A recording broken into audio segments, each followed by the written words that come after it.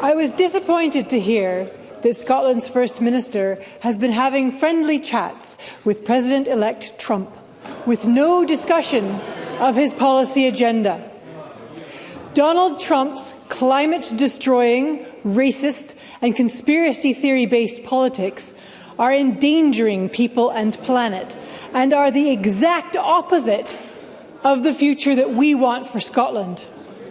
Here in Scotland, we proudly welcome refugees and immigrants as new Scots. We value democracy, our environment, and the rule of law. First Minister, how can it be in Scotland's interests to court the favours of someone like Donald Trump? First Minister.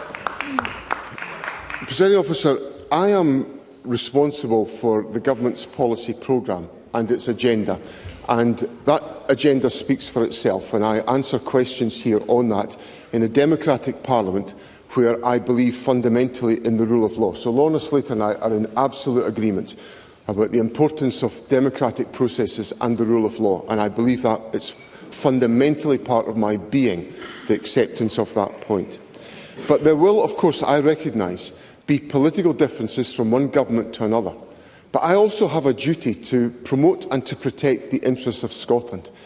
And President Trump and I had an introductory call at his request on Tuesday evening, and he spoke positively about Scotland, and I expressed the views of and the interests of the Scottish Government in relation to areas of cooperation with the United States, particularly about relevant and important issues on whisky trade, which matters to the Scottish economy.